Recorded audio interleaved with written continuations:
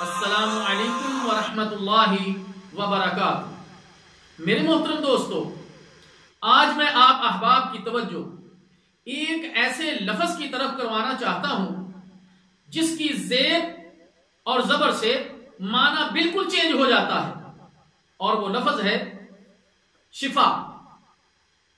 شفا اور شفا، ان دونوں میں فرق کیا ہے؟ تو آئیے دیکھتے ہیں۔ شفا یعنی شین کے نیچے زیر، اس کا مطلب ہے صحت و تندرستی، اور لفظ شفا شین کے اوپر زبر، اس کا مطلب ہے موت، گڑا، کنارہ۔ لوگ اکثر لا علمی میں کہتے ہیں اللہ آپ کو شفا دے۔ یہ میرے محترم دوستو دعا نہیں بلکہ بد دعا ہے۔ ہمیں کہنا چاہیے اللہ تعالیٰ آپ کو شفا دے، یعنی شین کے نیچے کسرہ دے کر شفا دے۔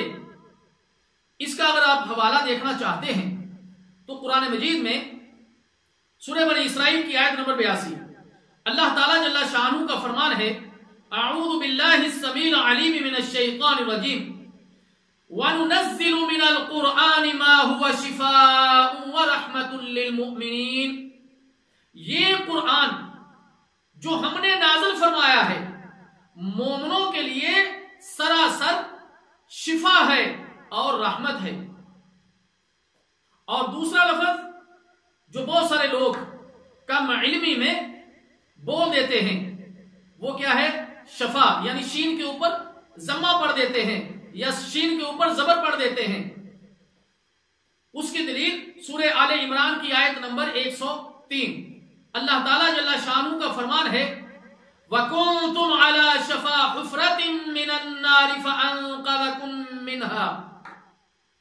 اور تم آگ کے گڑھے کے کنارے پر تھے، اور تم آگ کے گڑھے کے کنارے پر تھے تو اس نے تم کو اس سے بچا لیا۔ تو اس آیت میں شفا جو ہے شفا حفرۃ من النار، یہ ہے آگ کے گڑھے کا کنارہ۔ تو اس لیے میرے محترم دوستو اس کو ہم اچھی طرح جان لیں کہ شفا اور شفا کا کیا معنی بن جاتا ہے۔ تو ہم بولنے میں جو لفظ اختیار کریں گے وہ ہے شفا۔ اللہ تعالیٰ آپ کو شفا عطا فرمائے۔